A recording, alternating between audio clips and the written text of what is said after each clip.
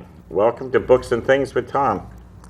And tonight I have a return person that was on a couple weeks ago, actually a couple months ago almost, wow. And we had her on the 4th of July program because we were talking about grieving and death and living. And so I decided, actually she offered to come back for a part two. So today's a part two, and I introduced Nina Lake, who was gracious enough to come back, and it's always a pleasure to have her here. Nina is a licensed clinical social worker and an adjunct professor, and also teaches at Avery Point, and has graciously invited me over there to talk to her all the time. Every year. I really appreciate it. Welcome, Nina. Thank you. Nice to see you again. Thanks for having me back. So what have we got to add to this? You've had some experience going on.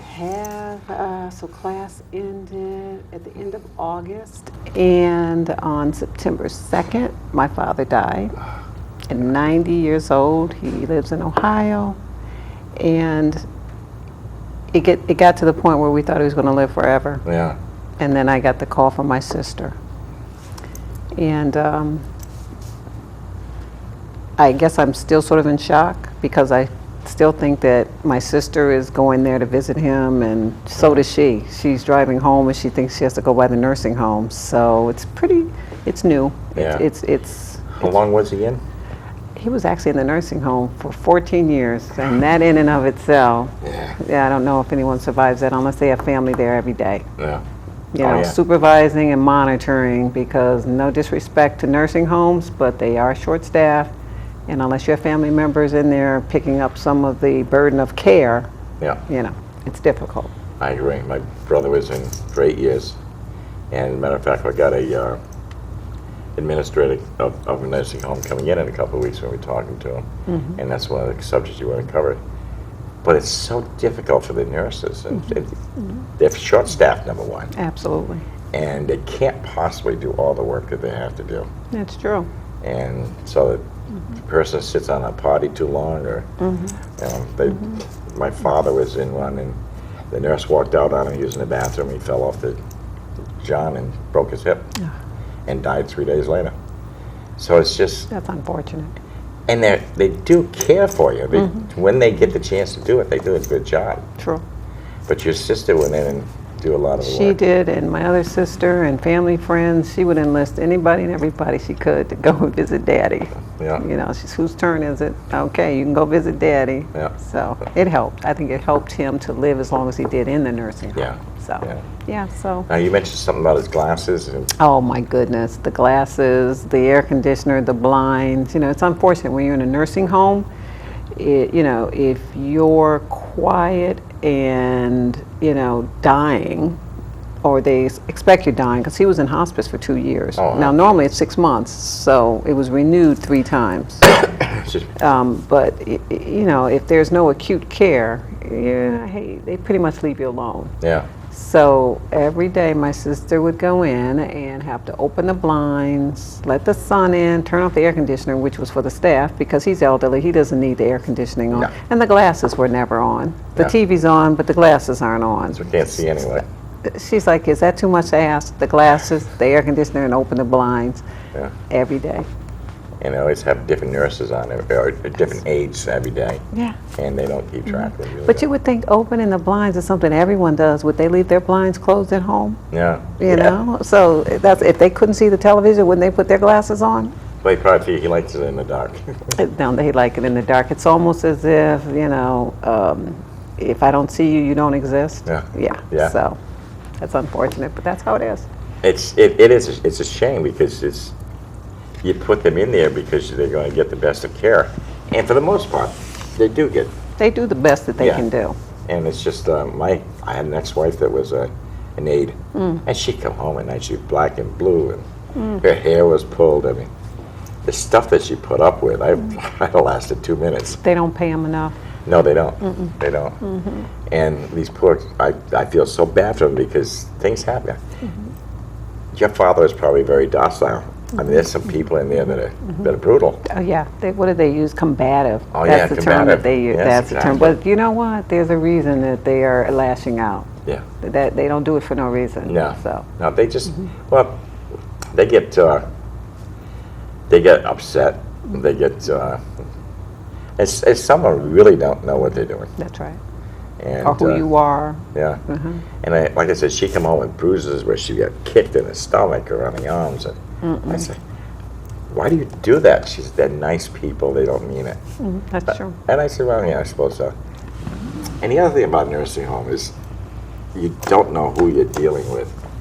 That 90-year-old person could have been a general, could have, That's true. and he's getting no respect like he used to. That's true. And elderly people really want to reminisce and tell their stories. If Yes. they're able to talk, they just want your time. Yeah. And that's the other, unfortunate piece is that, if a nursing home is understaffed, no one has the time to listen. Yeah. And that's how, that's what's therapeutic for them is telling their story. Because oftentimes they remember, their early days more than they remember their recent Right. past. So, but we, no one has the time to listen to their stories. No. I did a little mini seminar a couple of weeks, God bless them, I was talking about my book, Mystic in the 50s, and talking about what it was like in the 50s. And about 3/4 of an hour into the thing, there was a couple people who were crying. And I went, oh, what did I do? What did you say? I must have said something to trigger these poor people. And then later on, the nurse said, oh, no, she said, they're happy. Happy tears. I said, happy? They're crying. They were remembering things that had gone on, and they were actually very happy about it. I said, oh, thank God. Speaking of tears, I just thought of a resource that I have. It's about grieving and allowing oneself to cry. It actually, for men particularly, who can be unemotional or have, been taught not to cry, but actually shedding tears, of grief is a cleansing process, and it actually extends one's life. So Really? it's an actual. Then I'm going to be 110. Start crying. Or keep crying. I cried for 8 years. It really does, because Yeah. there's a toxicity in those tears, and it has to be released. Yeah. Why did we come with tear ducts if we weren't meant to cry? Well, that's true. So, but I think that's why they call them tear ducts. tear ducts, and men, but even women, depending on their family, sometimes have been given the message that crying is not okay, but it's No, necessary. that's true. When I was a kid, men don't cry. That's right. So you don't cry, and if you did, you'd really be embarrassed. When I lost my son, I found out that I didn't care who knew I cried. And I cried for a solid 8 years until the grief finally left me, and then you sit there, and now it's still there. I still, every once in a while, have a tear, and it's called the Todd moment now. And it's, and I actually feel him present when I cry. Okay. I feel closer to him at that point, and then I don't know if he's coming to visit me. Maybe he makes me cry. Sorry, stick pins in me or something. He's adding longevity to your life, I don't know if I want it. which I realize is really out of our hands. I talk to my students about their, longevity. If their grandparents and great-grandparents are still alive, when I mentioned to them that they could live into their hundreds, they have a shocked look on their faces, because I don't think they ever considered their life will No. be that long, but it No. will be. Now, speaking of that, I had read an article that because of I can't remember exactly what the reason was, but people are actually going the other way now. They're dying younger. Okay. And I guess it's the stress and everything else that we're putting poor people under. And right at this time, if you look in the newspaper, it's 90-year-olds.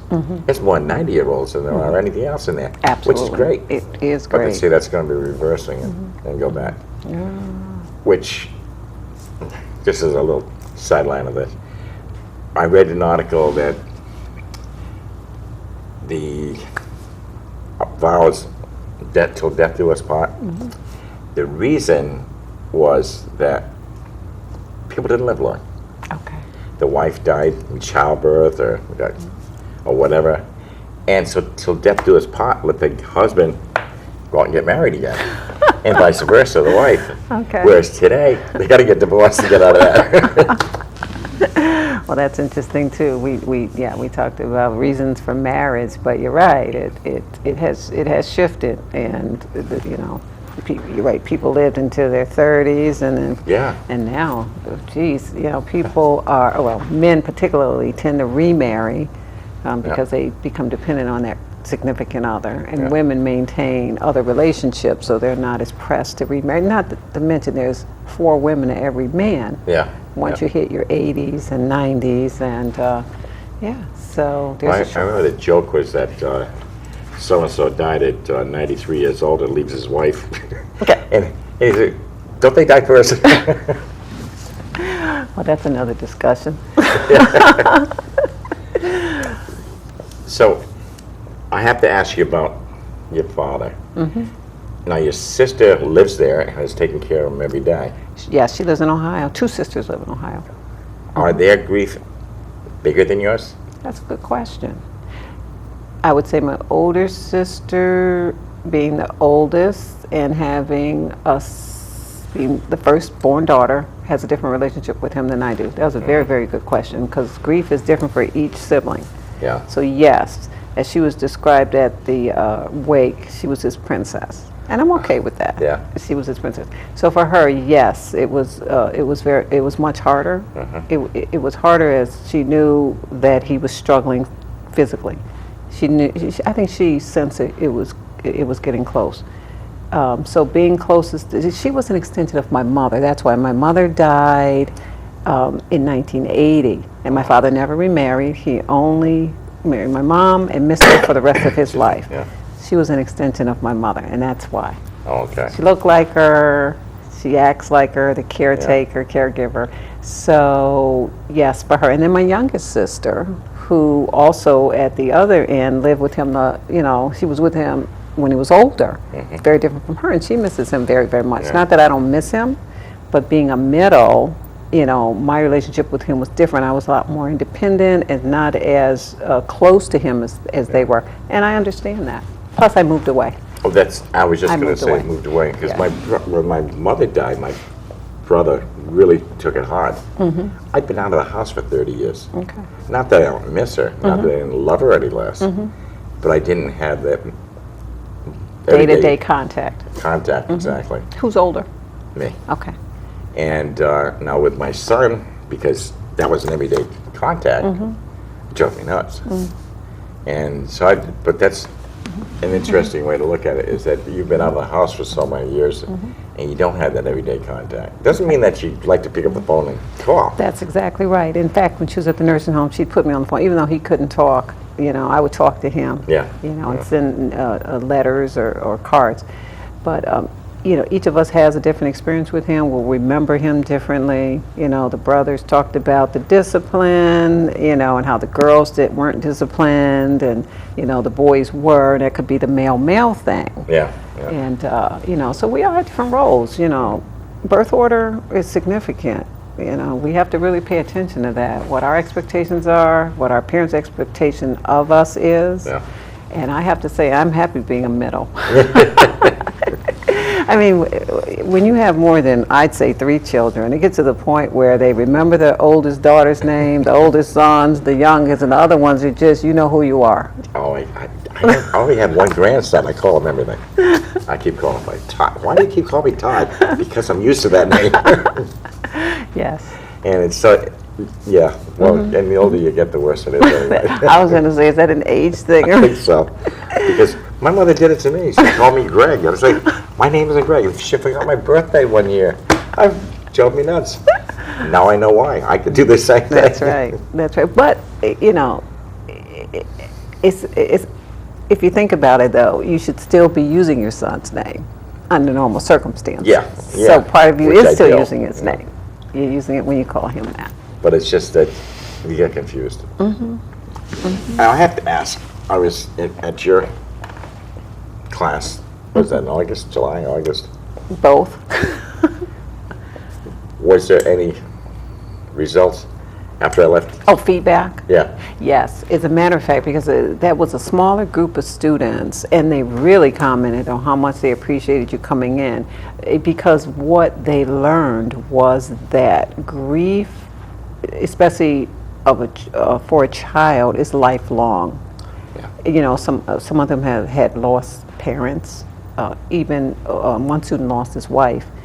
But no one could imagine what it's like. So you are here to tell them after the fact, not just 6 months later, a year later, Yeah. but 20 years later, what it's like. Yeah. And no one knows what that's like except someone who's been through it. That's true. So they really appreciate it because that's an experience that people don't talk about. First, it doesn't happen that often, and then no one talks about it. Exactly. So we're going to keep you talking about it. I intend to. Okay. I can't let it die. Yeah, they really appreciate it. You Okay. going, talking about your worst, your lowest, Yeah. your highs, your lows, and how you reinvented yourself. That whole stage of who am I now? Who am I now without him? Yeah, that's true. And the other thing is that people who have not gone through it don't understand, and not that they should understand, what we do.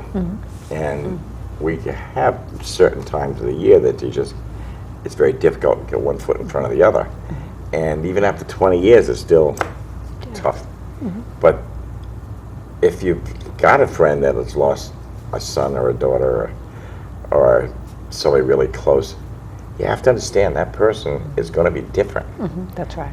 Because what he or she was like before, their attitudes change. They're lucky if they can get to going again. It's very hard because that's not what you're thinking about. It's not thinking about what's going to happen tomorrow. It's what's going to happen today. I think In 5 minutes. I think I would do things I've never done if I Yeah. were in that situation. I think a significant loss, like of a child, I would completely live my life differently. Yes, I've lived my life differently, and there's things that I've thought of doing, but during that time period you can't because you feel so guilty. I didn't want to eat steak because he loves steak, so you're guilty if you. I didn't want to leave town. Okay. I was afraid I was leaving him, and so a vacation was out of the question.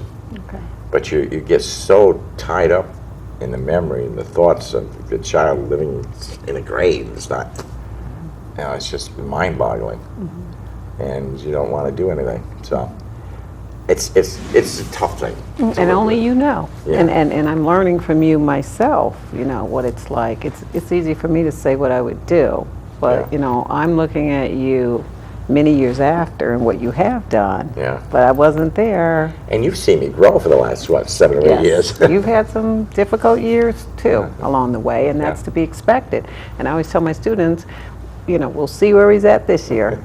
So You never know. yeah, it changes. And yet, I still can't read my book. Okay. And do you need to? No, I know what it You is. lived it. I lived it, I wrote Like it. Tina Turner never saw the movie about her life. It's Yeah. one of those things that you lived it, Yeah. you wrote it, and maybe that's all you need to do. Yeah, because in that class, I said, well, you read a couple of pages. I just can't read. And I just corrected the book, and I got into getting a second reprint on it. And hopefully that'll be done shortly. And I am starting to write another book. I'm doing a sequel on that. So, Oh, you are. yeah, I figure 20 years later it's time. Interesting. Okay. All right, that's good. When do you expect it to come out? Oh, I don't know. Okay. I got to say probably 6 months or so. Okay. But I'm working on it. And don't forget to put in that, you speak at my class. I No, know, I'm kidding. I do that. Because that's your, it's, I think it's become a part of us, and I hope, we become a part of you. Yes. So, because they take away a lot, and you're part of what they take away from the class. And every once in a while, I see Woody and students, and she'll come up and say, gee, I remember you, blah, blah, blah. And that's neat. That's neat. Because they're from the area. Yeah. Yeah. So I enjoy it. And I do enjoy talking about him. And maybe I shouldn't talk as much as I do, but, and I know other people don't want to talk about it. And I can understand that. But my job is as the way I see it is that I want to help people. And the only way I can think of helping is talking. And it's getting people to read my book. They don't even have to buy it, just read it. Keep talking, because every summer you're talking to groups. When you talk to groups, you're helping someone, Yeah. and then they talk about it. So it's preparing them. The other thing you told them is go to a funeral parlor, which I require they do. Go to a funeral parlor, because it's not a trip. It's not a fun shopping trip when you have to go. So go when you aren't required. I can't stress that enough. To go walk into a funeral home after your loved one has just died, you're brokenhearted, and you don't want to be cheap. So you spend too much money. You're talking. Yeah, you're thinking about all those living kind of things that we do. And that's what they put them out there for. So you can say, hey, look, that $2,000 one's not good. This $5,000 one's better, or $10,000. And you go for it because you don't want to be cheap. And then after it's all done, you go, what did I just do? Unless you have insurance, which most people don't have insurance on their children. No. I would think the funeral parlors would sort of dissuade you from going in debt. There's respectable ones, yeah. Okay. Yeah. Because I know the people I went through, they showed me. He said these are expensive ones and these are less expensive, and so he tried to steer me into a direction because he knew that I didn't have a lot of money either, and respectable ones will work with you. Good. And that's why I suggest go first. Go when you're not Make good a friend before your wife or husband or whoever has to do it for you. No, that's true. I mentioned to my sister, don't go overboard with the casket. Yeah. And I said, how Daddy was. He was, simple and cheap. So she said, oh, yeah, good point. Just because he wouldn't want to spend that kind of money, so. It's going underground. It's a waste. So he didn't waste money, let's put it that way. Yeah. So. It's going underground. Nobody's ever going to see this thing That's again. Right. Yeah. Yeah, you got it up after 3 hours, you spent $15,000. Who's going to see it? I just read a book with, matter of fact, she was on here, Ruth Crocker. And Ruth had buried a whole bunch of stuff in a coffin instead of her husband's ashes she took someplace else. But 40 years later, she decided that she wanted to dig it up. She wants her stuff back. She wants her stuff back. And those things aren't waterproof. Huh. Yeah, that's what I said. I'm puzzled. Yeah, and the water leaked in and just ruined everything that she put in there and just closed it back up and buried it again. And I hope I'm not giving away part of the book. But it was just That's very interesting. It really is. Yeah. Why even have a plot? Might as well just cremate and that's it. That's interesting. I have a young lady, she's 26, she's a funeral director and embalmer, and I have her come and speak to class because we're not used to women in the funeral industry. Yeah. And being a director and an embalmer, and they, the students really identify with her. Sort of, are you normal? Do you go out and party? And they're relieved to hear that she is a normal girl. Yeah. There's a lady that I've had on here from Pawcatuck, and she's a director also. And she does, I have to tell you about that after, but she works with people at the gravesite, and she puts stories together about everybody. I think, if anything, we learn in this lesson, which is almost over, I can't believe that, is that plan ahead. True. And if you're going through some kind of loss, and not all losses are death, That's true. because you can have some serious losses because of a illness or a parent passing away or a loved one walking out the door on you. Yep. And they're all losses. And basically they should be treated about the same way. That's true. And until you can find memories that will replace what you're losing and help you exist, you're stuck in a mire and just wishing you could get out of it. Yeah, losses are compounded, and big loss, every loss brings up every other loss. So Yeah. we have to be prepared to grieve all of the losses. at every loss. Yeah. So, Yeah. Just, well, it's been a pleasure again. I know the time goes by too fast. I can't believe that already. But anyway, we'll have to do it again next year. We will. We will. And next week I'm having a medium come on, Okay. and I'll see if she brings my son with her. Nice. Nice. I'll share a story that I was telling you, that I did a lady who was at my house doing an interview on a book that she's writing, and she was talking about, she's writing about people who have suffered a lot of losses and things that have gone wrong in their lives and how they have succeeded. And so we were talking, and we were about 5 minutes into the interview, and it was at my house, and all of a sudden we heard a door open and close. And she said, "Is that Todd?" I said, "It's gotta be, because nobody else is here."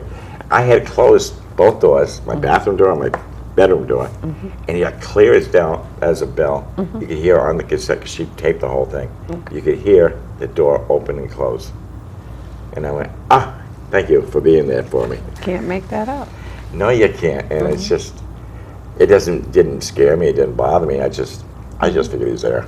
I think the children just stick around. They do, because they want to make sure that you're going to exist, and live. And they don't want to see you crying all the time and being unhappy.